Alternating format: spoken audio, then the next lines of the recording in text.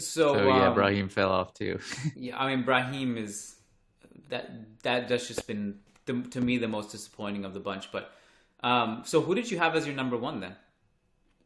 So this may come as a surprise, but I thought of everyone, he had the best season, and especially for where my expectations were for him, and that's Odriozola, Alvaro Odriozola. I thought this Fiorentina team has gone well above expectations this year. They were not expected to land in Europe. Vincenzo Italiano has just been kind of a revolutionary in Serie A, and he's definitely one to keep an eye on. Like I think he's just going up, up, and up. Um, Odriozola has said that he basically has got a master's in tactics since working under him. And I thought there were a lot of games where I was really impressed with Odrio. Like I just didn't expect to see what I saw from him, especially from an offensive standpoint. Games against Juventus, especially, like stick out in my mind where he played really well. And yes, the defensive frailties are still there. And I'm not saying he's ready to be a Real Madrid backup. I'm not saying that I would take him over what we have today in Carvajal and Lucas Vasquez. But of our loanee list, I think he's probably right up there. I thought about I thought about putting him number two, but you'll be shocked that I didn't even put him number two. But so to me, Odriozola, uh, I can't disagree with you in a lot of ways. I think you're right. So my thoughts on Odriozola, like when you look at his season overall, he looked closer to his Real Sociedad days offensively than he ever has. His ball carrying was really good. He was reliable on the ball. I think one thing that I was hoping would be something better, like given the way I saw it early in the season, like his connection with Callejon, I thought wasn't as good, in the second half of the season as it was like when we first saw those two play together. I also think if you look at his numbers, um, his expected assists are through the roof, and I imagine that he would have had more assists had Vlahovic stayed. I mean, I don't know if that's true or not necessarily, but he puts so many crosses into the penalty area now, and now Vlahovic isn't there to convert those. And, Vlahovic leaving the way he did last minute, it seemed like Fiorentino struggled to get a proper replacement for him, and Piatek is there, but I don't think that he left Fiorentina in a great spot. So anyway, I think he actually would have had more assists, but I also think with Odriozola, and it's a kind of a criticism that may not be fair on him, but just worth pointing out anyway. I wonder what he looks like in any other team but Fiorentina. Like if you put him in a team that's going to suffer a lot more transition attacks and he's going to test him more defensively, it's not a situation where he can go and be a high wing back, high up the pitch. What does that look like? Because defensively, even like the one or two times he was tested per game, he really struggled. So I had him as number three, but I think number two and three were interchangeable for me, so I don't Yeah. mind it. I mean, you look at his numbers, they're really, especially on the offensive side of things. I think you're right, though. It's because of Vincenzo Italiano's scheme and how we always talked about how Odriozola is basically a right winger rather than a right back, but he's 95th percentile for expected assists, 88th percentile for shot creating actions, 89th for progressive carries, 91st for touches in the attacking penalty area, 94th for progressive passes received. So I mean, these are no joke numbers. So, but that's what Odriozola is. Like Vincenzo Italiano got the best out of him because if you put him in a scheme where he can just focus on attack, focus on his offensive abilities, use that speed, and kind of be in the final third, then that's where he's best. You don't want him defending.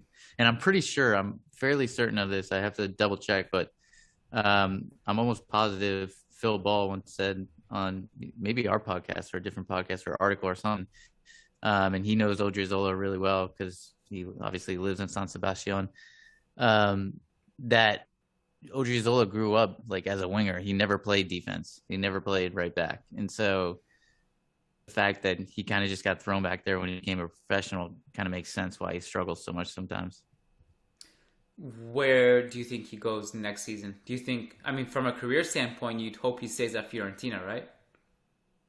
Yeah, I think it's a perfect fit for him. Like that's his level team. He seems to be thriving there. it's my only issue with Odriozola is he's got the injuries. He gets injured way too often, and that totally kills his momentum. So, yeah, I think sell him. It's probably best to move on if Odriozola wants to use the purchase clause that they have. I'm pretty sure there's a purchase clause. Then they should go ahead and use that. And I think we just part ways. On the note of the right back for a second, Bayern just signed Nasser Mazraoui, which is, I think, a really good pickup for them. It was interesting to me that we didn't really seem to go for him. There was one report that said that Mazraoui didn't really want to go to Real Madrid, and that was the end of that. But I don't know how accurate that was. Um, do you think the club has looked at Carvajal's performances in the last few games in the Champions League and has started to, you know, not be so desperate about signing a right back and just sticking with what they have? I kind of get that feeling, and I don't agree with it.